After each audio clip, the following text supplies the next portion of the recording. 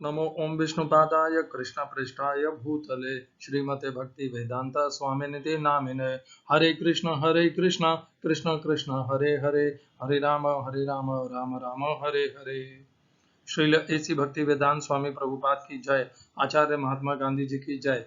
भगवद गीता 2020 में आपका स्वागत है। चर्चा चल रही है 5वें अध्याय की। प्रसंग है कर्म संन्यास, कर्म योग और सांख्य योग अर्थात ज्ञान योग। इन सबके बीच में जो भेद है, अंतर है, भगवान वह बता रहे हैं और इन सब में श्रेष्ठ कर्मयोग है वह भी भगवान बता रहे हैं। पिछले श्लोक में हमने चर्चा, आज की श्लोक संख्या है 5वें अध्याय का 11वां श्लोक। पिछला श्लोक हमने उसका पुनर्कथन कर लेते हैं। ब्रह्मण्याधाय कर्माणि संगम त्यक्त्वा करोति यः लिप्यते न स पापेन पद्मपत्र इवाम्बसा। हमें जीवन भर यह चिंता रहती है कि मैं कोई पाप नहीं कर लूं, मैं पाप में लिप्त नहीं हो जाऊं। और हम पाप किसे समझते हैं? हम पाप उसे समझते हैं जब हम किसी दूसरे को दुख पहुंचाते हैं, दूसरों से छीन लेते हैं। हम केवल उसे ही पाप समझते हैं जब हम दूसरों को क्षति पहुंचाते हैं या इस प्रकार का। भगवत गीता के अनुसार और भगवान के उपदेश के अनुसार पाप उससे भी कहीं ज्यादा है। हम जो कुछ भी कर्म कर रहे हैं उसमें कहीं ना कहीं सदोषम सर्वारंभा ही दोषेण धूमे नाग्निरी वावृता, कुछ न कुछ दोष कर्म के साथ सदैव रहता है। जहां कर्म होता है कुछ न कुछ दोष हो ही जाता है। जिस प्रकार अग्नि जलाने से धुआं उत्पन्न होगा ही, उसी प्रकार कर्म करने से दोष उत्पन्न होगा ही। दोष अर्थात पाप। तो हम जो कुछ भी कर्म करेंगे उससे हमें पाप निश्चित ही लगेगा, पाप में हम लिप्त हो ही जाएंगे, हम कोई भी कर्म क्यों न करें। और उससे छूटने का एकमात्र उपाय है जो भगवान पहले भी बता चुके हैं और इस 5वें अध्याय के 10वें श्लोक में पुनः बता रहे हैं। अपने समस्त कर्मों को करते समय उन्हें भगवान को समर्पित कर दो। उनमें कर्ता का अहंकार नहीं रखना है, उन कर्मों में ममता मैंने किया यह नहीं रखना है, उन कर्म के फलों के प्रति कोई आसक्ति नहीं रखनी है। वे कर्म करके मुक्त हो जाना है। जो उसका उससे जो फल निकलेगा उसके प्रति कोई अभिलाषा, इच्छा, आकांक्षा, कोई हेतु नहीं होना चाहिए। इस प्रकार जब मनुष्य कर्म करता है तो वह समस्त दोषों से, समस्त पाप से मुक्त हो जाता है। जिस प्रकार कमल पत्र को हम देखते हैं, कमल पुष्प को, कमल पुष्प पानी में रहता है, पानी में रहते हुए पानी से ही पोषण भी पाता है और उस प्रकार भी पानी पर रहकर भी वह पानी में कभी डूबता नहीं या पानी से लिप्त नहीं होता, वह पानी के ऊपर ही रहता है। उसी प्रकार हमें भी अपने शरीर के माध्यम से कर्म करने हैं। कर्मों से संन्यास नहीं लेना है। भगवान कमल पुष्प का उदाहरण देके यही बताते हैं कि संसार से कर्म से और संसार से संन्यास नहीं लेना है, उसमें रह करके कर्म इस प्रकार करने हैं कि कर्मों के फल से हम बंधे नहीं, कोई दोष और पाप नहीं लगे हमें। हमने इस 10वें श्लोक को 18वें अध्याय के 48 तथा 49 इन दो श्लोकों के साथ तथा तीसरे अध्याय के 13 तथा 37वें श्लोक के साथ जोड़ करके इसका अध्ययन किया था। आज भगवान इसी कर्मयोग के विषय में, भगवान पुनः कर्मयोग के संबंध में बताना शुरू कर दिए हैं।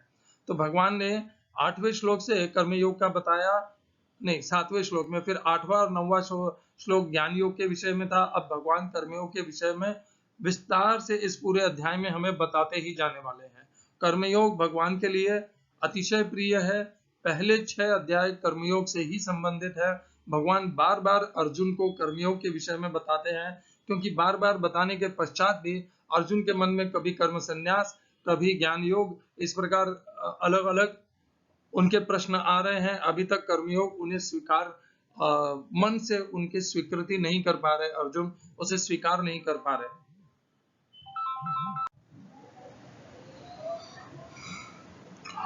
हरे कृष्णा। तो आज हम चर्चा करेंगे, भगवान इसी कर्मयोग का उद्देश्य हमें और आगे बताएंगे। 5वें अध्याय का 11वां श्लोक है, कायेन मनसा बुद्ध्या केवलैरिन्द्रियैरपि योगिनः कर्म कुर्वन्ति संगम त्यक्त्वा आत्मशुद्धये। हिंदी अनुवाद गीता यथारूप श्रील प्रभुपाद। योगी जन, कर्म योगी जन होना चाहिए, आसक्ति रहित होकर शरीर, मन, बुद्धि तथा इंद्रियों के द्वारा भी केवल शुद्धि के लिए कर्म करते हैं।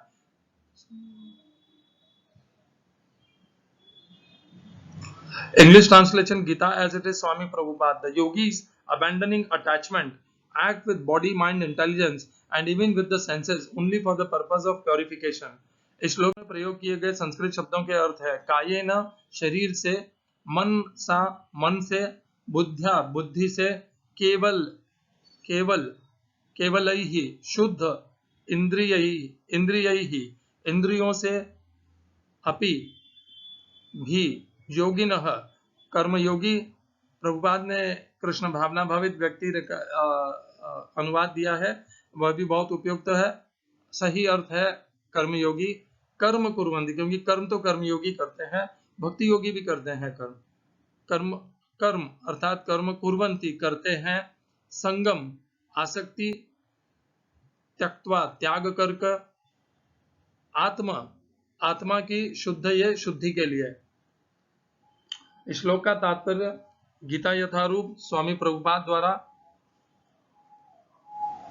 जब कोई कृष्ण भावनामृत में कृष्ण की इंद्रिय तृप्ति के लिए शरीर, मन, बुद्धि अथवा इंद्रियों द्वारा कर्म करता है तो वह भौतिक कलमश से मुक्त हो जाता है। कृष्ण भावना भावित व्यक्ति के कार्यों से कोई भौतिक फल प्रकट नहीं होता। अतः सामान्य रूप से सदाचार कहे जाने वाले शुद्ध कर्म कृष्ण भावनामृत में रहते हुए सरलता से संपन्न किए जा सकते हैं। श्रील रूप गोस्वामी ने भक्ति रसामृत सिंधु में इसका वर्णन इस प्रकार किया है। अपने शरीर, मन, बुद्धि तथा वाणी से कृष्ण भावनामृत में कर्म करता हुआ कृष्ण सेवा में व्यक्ति इस संसार में भी मुक्त रहता है, भले ही वह तथाकथित अनेक भौतिक कार्यकलापों में व्यस्त क्यों न रहे। उसमें अहंकार नहीं रहता, क्योंकि वह इसमें विश्वास नहीं रखता कि वह भौतिक शरीर है अथवा वह यह शरीर उसका है। वह जानता है कि यह शरीर नहीं है, वह यह शरीर नहीं है और न यह शरीर ही उसका है। वह स्वयं कृष्ण का है और उसका यह शरीर भी कृष्ण की संपत्ति है। जब वह शरीर, मन, बुद्धि, वाणी, जीवन, संपत्ति आदि से उत्पन्न प्रत्येक वस्तु को जो भी उसके अधिकार में है कृष्ण की सेवा में लगाता है तो वह तुरंत कृष्ण से जुड़ जाता है। वह कृष्ण से एक रूप हो जाता है और उस अहंकार से रहित होता है जिसके कारण मनुष्य सोचता है कि मैं शरीर हूँ। यही कृष्ण भावनामृत की पूर्णावस्था है। हरे कृष्णा। ओम अज्ञानतिमिरन्धस्य ज्ञानाञ्जनशलाकया चक्षुरुन्मीलितं येन तस्मै श्री गुरुवे नमः। एकं शास्त्रं देवकी पुत्र गीतम, एक ही शास्त्र श्रीमद् भगवद गीता। एको देवो देवकी पुत्र एव, एक ही देव एक ही भगवान श्री कृष्ण। एको मंत्रस्तस्य नामानि यानि, एक ही मंत्र भगवान श्री कृष्ण के नाम का महामंत्र। हरे कृष्ण कृष्ण कृष्ण हरे हरे, हरे राम राम राम हरे हरे। कर्मापेकम तस्य देवस्य सेवा, कर्म के द्वारा नित्य भगवान श्री कृष्ण की सेवा। हरे कृष्णा। कायेन शरीर से, मनसा मन से, बुद्धि से। तो भगवान पिछले श्लोक में बताए किस प्रकार कर्मयोगी कर्म करते हैं। ब्रह्मण्या आधाय कर्माणि संगम त्यक्त्वा करोति यः लिप्यते न स पापेन पद्मपत्र इवाम्बसा। तो भगवान ने ये तो बता दिया कि कर्मयोगी भगवान को समर्पित करता हुआ अपने कर्म करता है। इस श्लोक में भगवान उसी कर्मयोग को और आगे बता रहे हैं, किस प्रकार वह भाव जो है वो पिछले 10वें श्लोक में भगवान ने बता दिया है। इस श्लोक में भगवान उसकी स्थूल दृष्टि से उसको बता रहे हैं कि जब वह कर्मयोगी भगवान को समर्पित करते हुए कर्म करता भी है तो किस प्रकार वह कर्म करता है। तो यहाँ भगवान बता रहे हैं कि वह कर्मयोगी अपने ही शरीर द्वारा, अपनी बुद्धि द्वारा, अपने मन द्वारा उन कर्मों को संपन्न करता है। कायेन मनसा बुद्ध्या, और अपनी इंद्रियों के द्वारा भी। योगिनः कर्मयोगी कर्म कुर्वन्ति, किस प्रकार करते हैं, उन सब में करते हुए उनमें जो आसक्ति है उसको त्याग करके करते हैं। और किस लिए करते हैं, वे कर्मयोगी जो हैं वो ये जानते हैं कि जितना वो कर्म करेंगे, कर्मयोग में कर्म करेंगे, साधारण कर्म नहीं, अकर्म अर्थात कर्मयोग में जो कर्म करेंगे उससे वे शुद्धि को प्राप्त होते जाएंगे।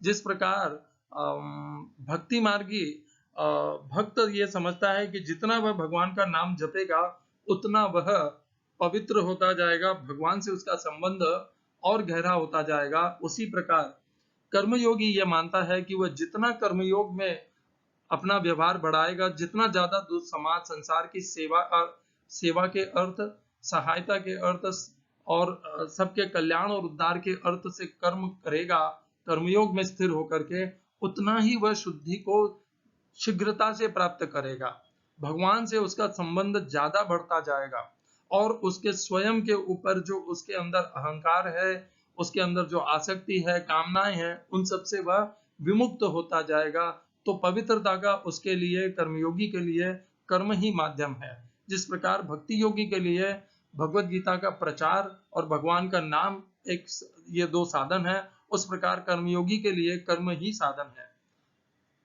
तो यह बात को हमें जानना है। इसलिए वो क्यों करता है कर्म कर्मयोगी? अपने आप को शुद्ध करने के लिए। और भक्ति योग क्या है? प्रभुपाद ने अभी मैं बताया, भक्ति योगी भी इसी प्रकार कर्म करता है। वह अपने शरीर, मन, बुद्धि, भगवान 10वें अध्याय में कहते हैं बुद्धिर बुद्धिमताम अस्मि, तो बुद्धिमानों में बुद्धि मैं हूं। मनसा, मन के लिए भी भगवान कहते हैं कि इंद्रियाणाम मनश्चास्मि, इंद्रियों में मैं मन हूं। तो इस प्रकार, और कायेन, शरीर तो भगवान कहते ही हैं कि शरीर भी मैं ही हूं, क्योंकि समस्त उत्पत्ति मेरे द्वारा ही होती है। तो इस प्रकार जो कर्मयोगी है वह यह मानता है कि यह शरीर भगवान द्वारा दिया गया है, यह मन भगवान द्वारा दिया गया है, यह बुद्धि भी भगवान ही द्वारा ही दी गई है, अर्थात मैं भगवान के द्वारा दिया हुआ सामर्थ्य, शक्ति, संपन्नता, यह सब मैं भगवान अर्थात संसार रूपी भगवान की सेवा में लगा दूं। यही इसका, इंद्रियां भी भगवान ही हैं, सब भगवान के द्वारा प्रदान होती हैं। इंद्रियां 15वें अध्याय के श्लोक में भगवान बताते हैं कि किस प्रकार एक शरीर को दूसरे शरीर में जब प्रवेश करती है आत्मा, तो आत्मा अपने साथ में मन और इंद्रियों को खींच करके दूसरे शरीर में ले जाता है। तो इस प्रकार इंद्रियां भी स्थानांतरित होती हैं एक शरीर से दूसरे शरीर में। तो यह सब जो कुछ भी है, काया हो, मन हो, बुद्धि है, इंद्रियां है, इंद्रियां हमने तो अपने आप पैदा नहीं की है। ये इंद्रियां हमें द्वंद्व में लिप्त करती हैं, द्वंद्व में धकेलती हैं, द्वंद्व में हमें धक्का देती हैं। इन इंद्रियों के कारण ही, इनकी तृप्ति के लिए ही हम सदैव प्रयत्नशील रहते हैं। इन इंद्रियों के माध्यम से ही हम आनंद को अनुभव करने की चेष्टा करते रहते हैं। यह हम जानते ही नहीं है कि इंद्रियों से जो अनुभव करते हैं वह आनंद नहीं है, वह सच्चा सुख भी नहीं है, परंतु हम इसी प्रकार इस मोह में पड़े हुए इंद्रियों के माध्यम से आनंद और सुख को अनुभव करने के लिए पूर्ण जीवन इसी चेष्टा में लगे रहते हैं। खैर, वह अलग विषय है। यहाँ पर कर्मयोगी किस प्रकार करता है उस पे आ जाते हैं। तो कर्मयोगी काया से, ये जो कर्मेंद्रियां हैं, हाथ हैं, पैर हैं, और जितनी भी हमारी कर्मेंद्रियां हैं, उन सब से जब वह कर्म करता है तब वह ये मानता है कि ये सब कर्म भगवान द्वारा कराए जा रहे हैं। मन भी वह मानता है कि यह मन को नियंत्रित भगवान ही कर रहे हैं और भगवान ही मन है।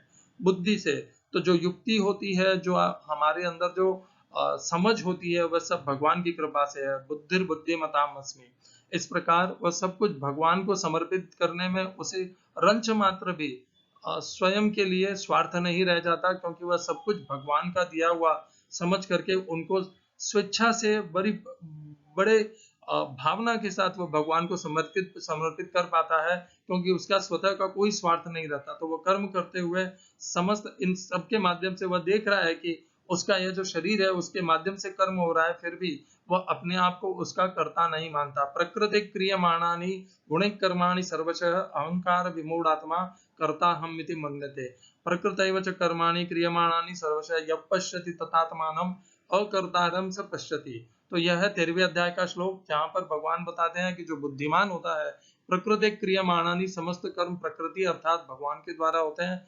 गुण कर्माणि सर्वशः यः पश्यति तथात्मानं, जो आत्मा को, जीवात्मा को अकर्ता देखता है, वही यः पश्यति स पश्यति, वही सच में देखता है, सत्य में देखता है।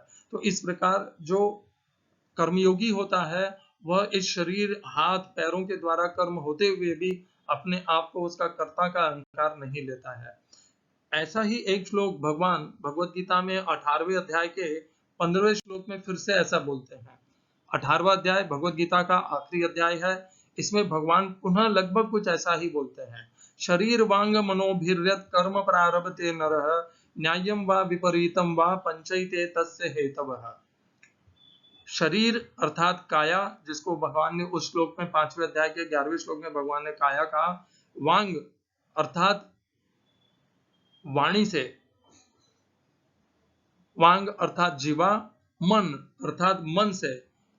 शरीर, वाणी और मन से मनुष्य कर्म करता है। नरह, नरह अर्थात मनुष्य कर्म करता है, प्रारब्धे अर्थात करता है। न्यायम व विपरीतम, वे धर्मयुक्त हो या अधर्म हो, करता वह इन्हीं तीनों के माध्यम से है। किनसे? शरीर से अर्थात काया से, वाणी अर्थात जिह्वा से, और मन अर्थात हमारे मन से। 11वें श्लोक में, 5वें अध्याय के 11वें श्लोक में भगवान ने कहा कायेन मनसा बुद्ध्या, वहां पर बुद्धि शब्द का प्रयोग किया है भगवान ने, और इंद्रिय शब्द का प्रयोग किया है। यहाँ पर भगवान ने बुद्धि, बुद्धि तो है ही, बुद्धि के बिना कर्म ही नहीं कर पाएंगे हम, और इंद्रिय के बदले में भगवान ने विशेषतः वाणी इंद्रियों को कह दिया है, क्योंकि बाकी की जो कर्मेंद्रियां हैं वे तो शरीर से संबंधित हो ही गई हैं। जब हम कहते हैं शरीर, तो शरीर में सारी इंद्रियां अपने आप ही आ गई हैं, परंतु वाणी एक ऐसी इंद्रिय है जो एक कार्य करती है। वह भी शरीर के अलावा भी, शरीर यदि कार्य नहीं भी करता, वैसे वह शरीर का हिस्सा है वह भी इंद्रिय, परंतु वाणी अपने आप में बहुत महत्वपूर्ण इंद्रिय है, और इसीलिए भगवान ने उसे विशेषता अलग से पृथकता से कहा है। शरीर वांग अर्थात वाणी से भी। बहुत बार मनुष्य सोचते हैं यदि मैंने गाली दे भी दी तो क्या हो गया। अरे क्या हो गया नहीं, जब आप किसी को अभद्र कहते हैं, किसी को क्रोध में कुछ कह देते हैं और अत्यंत दूषित शब्द कह देते हैं, तब आप वाणी के द्वारा अधर्म कर लेते हैं। आपको ये पता नहीं, परंतु वह अधर्म आपके रिकॉर्ड में लिखी जाता है। जब आप किसी को गाली देते हैं, अभद्र शब्द बोलते हैं, क्रोध में आकर के, आवेश में आकर के कुछ ऐसा कह देते हैं जो आपको नहीं कहना चाहिए, वे सब आपके अधर्म में लिखे जाते हैं। यह नहीं है कि केवल आप शरीर से करोगे तभी वह अधर्म गिना जाएगा, वाणी से भी गिना जाएगा। वाणी तो छोड़ दीजिए, आपने कुछ कहा नहीं, परंतु मन में भी यदि आपने किसी के लिए गलत भाव रखा है, किसी के प्रति द्वेष रखा है, या किसी को मन ही मन आप मानते हैं कि वह अधर्मी है, अन्यायी है, चोर है, पापी है, दुराचारी है, तो वह भी अपने आप में एक पाप है।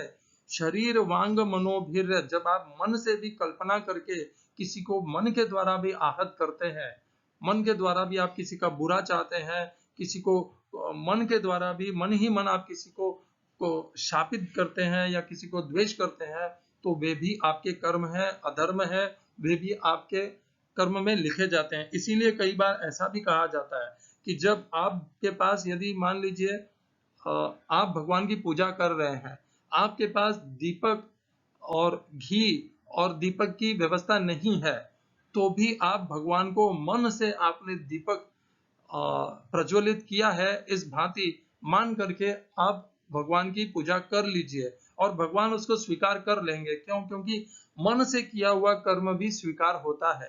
भगवान मन से किया हुआ कर्म को अपने पास रजिस्टर कर लेते हैं, अपने पास उसके लेखा जोखा कर लेते हैं। भगवान मन से भी जो हम कर्म करते हैं वे हो जाता है। इसीलिए यदि आप अपने शरीर के द्वारा, वाणी के द्वारा यदि किसी के लिए भला नहीं कर पा रहे हैं, संसार के लिए भला नहीं कर पा रहे हैं, तो कम से कम आप मन से उनके लिए भला जरूर करिए। जो एक रेकी जैसी कुछ चलती है, रेकी का भी आधार यहीं पर है। जब आप मन से किसी के लिए कुछ प्रार्थना करते हैं, क्रिश्चियनिटी में प्रार्थना का बहुत महत्व है, ईसाई धर्म में जब हम प्रार्थना करते हैं किसी के लिए, तो उसमें हमारा स्वयं का सबसे पहले कल्याण होता है, क्योंकि हम किसी के लिए सद्भावना रख रहे हैं। तो सबसे पहला कल्याण तो हम स्वयं का करते हैं, हम किसी के लिए अच्छी सद्भावना रखें, और भगवान हमारी सद्भावना को स्वीकार करते हैं। और यदि उस व्यक्ति के निधि में ऐसा हो सकता है, तो भगवान उसका कल्याण भी करते हैं। तो यह हो गया मन किस प्रकार काम करता है, मन में कैसे कर्म होते हैं और कैसे वो भगवान स्वीकार करते हैं। वाणी, जब आप अच्छा शब्द बोलते हैं, अच्छा वाणी से तो आप भगवान की स्तुति भी कर सकते हैं, आरती भी उतार सकते हैं, भजन भी बोल सकते हैं, कीर्तन भी कर सकते हैं, और उसी वाणी को आप किसी के साथ लड़ने के लिए, अभद्र शब्द कहने के लिए, किसी के ऊपर आरोप लगाने के लिए, किसी के ऊपर किसी को नीचा दिखाने के लिए, यह सब के लिए भी प्रयोग कर सकते हैं। तो आप उस वाणी का उपयोग कैसे करते हैं, उसके ऊपर आधारित होगा कि वह धर्म है या अधर्म है। और इसी प्रकार शरीर भी है। ये तीनों, शरीर, वांग और मन, इन तीनों के द्वारा ही हम जो कुछ भी करते हैं। कई बार मैंने ऐसा इस्कॉन में भी मैंने ऐसा कई बार सुना है कि ऐसा कहते हैं कि मन के द्वारा किए हुए कर्म इस कलयुग में हमें फल नहीं मिलते। मन के द्वारा जब हम करते हैं, तो यदि हम मन के द्वारा किसी की बुराई भी करते हैं तो वह हमें उसका फल नहीं लगता। यह एकदम बहुत बड़ा भ्रम है। यह भगवत गीता के विरोध में है। शरीर वांग मनोभिर्यत कर्म प्रारभते नरः न्यायम वा विपरीतम वा तस् पंचैते तस्य हेतवः। कोई भी अपने मन में भ्रम मत रखिए। यदि मन से भी आपने अधर्म किया है, पाप किया है, तो वह निश्चित आपके लेखा जोखा में आ गया है और उसका कर्मफल आपको भुगतना ही पड़ेगा, क्योंकि वह भी कर्म के ही श्रेणी में आता है। मन के द्वारा जो भी आप विचार करते हैं, अच्छे बुरे, धर्मयुक्त अधर्मयुक्त, जो भी आप करते हैं, और वाणी भी आप जैसे प्रयोग करते हैं, वह भी आपके ऊपर आता ही है। इसको अब हम पुनः जोड़ करके आ जाते हैं हमारे 5वें अध्याय के 11वें श्लोक पर। कायेन मनसा बुद्ध्या केवलैरिंद्रियैरपि योगिनः कर्म कुर्वन्ति संगम त्यक्त्वा आत्मशुद्धये। वहां पर भगवान ने बताया है कि किस प्रकार काया, मन, बुद्धि और इंद्रिय से कर्मयोगी कर्म करता है। और कर्म किस लिए करता है? अपने आत्मा की शुद्धि के लिए, अपनी आध्यात्मिक प्रगति के लिए, अपने कर्मयोग की प्रगति के लिए वह करता है। तो भगवान ने वहां पर उसको इस प्रकार नहीं बताया है कि इनके माध्यम से जो हम कर्म करेंगे वह हमें कर्म के फल के रूप में उनका हमें भुगतान करना पड़ेगा, ऐसा नहीं कहा है। परंतु इस 18वें अध्याय के 15वें श्लोक में भगवान ने यह स्पष्ट कह दिया है। वैसे 5वें अध्याय के 10वें श्लोक में भी कह दिया था भगवान ने कि यदि वो भगवान को समर्पित करते हुए हम नहीं करेंगे तो उनका फल तो हम पाप में लिप्त हो जाएंगे। यह सब भगवान ने बता दिया है। तो हमें इन दोनों श्लोकों को जोड़ करके इनका अध्ययन करना चाहिए और हमें अपने आप को पुष्टि कर लेनी चाहिए। संदेह और संशय की कोई स्थान नहीं है। जो 18वें अध्याय के 15वें श्लोक में कहा है वह निश्चित रूप से ज्यादा सही है, हमारे अनुभव में भी है। हम शरीर, वाणी और मन के द्वारा जो भी कर्म करते हैं, वे न्याय युक्त हो या अन्याय युक्त हो, उनके कर्म के फल हमें भुगतने पड़ते हैं। और वही भगवान यहाँ पर भी कहते हैं, कायेन मनसा, काया आ गई शरीर, मनसा मन भी आ गया, बुद्धिया, बुद्धि के बिना तो वह संभव ही नहीं हो पाएंगे। जब शरीर और मन है तो उसको संचालित करने के लिए बुद्धि तो सबसे पहले आवश्यक है। बुद्धि ही वह निर्णय करती है, बुद्धि ही मन को स्थिर करती है कि मन धर्म में प्रवृत्त रहेगा या अधर्म में प्रवृत्त रहेगा। तो बुद्धि उसमें निहित ही है। और इंद्रियों के माध्यम से हम शरीर की जितनी भी इंद्रियां हैं, ये मन भी एक इंद्रिय है, वाणी भी एक इंद्रिय है, और शरीर की अलग अलग ज्ञानेंद्रिया और कर्मेंद्रिया, उनके माध्यम से हम कर्म करते हैं, वे शरीर की श्रेणी में ही आ जाते हैं। तो दोनों श्लोकों का एक ही अर्थ है, संशय का कोई स्थान नहीं है। इस बात को हमेशा ध्यान रख लीजिएगा कि शरीर, वाणी और मन, इन तीनों से हम जो कुछ भी कर्म करते हैं वो दूसरों को हो सकता है हम वाणी इस प्रकार दबे शब्दों में कहें कि दूसरों को पता न चले, हो सकता है हमारे मन के भाव दूसरों को पता न चले। परंतु यदि हमारे भाव दूषित हैं, हमारे भाव पाप पाप पाप वृत्ति से भरे हुए हैं, यदि हमारे शब्द क्लेश, ईर्ष्या, द्वेष और घृणा से निहित हैं, तो उनके कर्म का फल हमें निश्चित भुगतना पड़ेगा। वह दूसरा जिसके लिए हम ऐसे भाव और शब्द का प्रयोग कर रहे हैं, उसे पता हो न हो, परंतु हमारे भीतर जो भगवान स्थित हैं हमारे हृदय में, उन्हें सब पता है। वे सब लेखा जोखा कर देते हैं और तुरंत वहीं का वहीं कर देते हैं। तो यह मत समझिए कि किसको पता चलेगा, सब लेखा जोखा हो रहा है। एक सीसीटीवी तो बाहर होता है, भगवान तो हमारे भीतर स्थित हैं। उन्हें हमारे मन और वाणी और इंद्रियों से जो कुछ भी हो रहा है वह सब कुछ भगवान के पास में अच्छे से उसका लेखा जोखा हो रहा है। हरे कृष्णा। अपने मन को, वाणी को, शरीर को सदैव संभाल करके रखिए, नियंत्रित रखिए। उनके द्वारा भी कोई भी पाप कर्म मत होने दीजिए, क्योंकि आप जैसे जैसे जितने पाप करेंगे उतने आप भक्ति में नीचे गिरते जाएंगे, और जितने आप पुण्य कर्म करते जाएंगे, पाप से दूर रहेंगे, उतने आप भक्ति में जल्दी प्रगति करेंगे। हरे कृष्णा। श्रील एसी भक्ति वेदांत स्वामी प्रभुपाद की जय। आचार्य महात्मा गांधी जी की जय।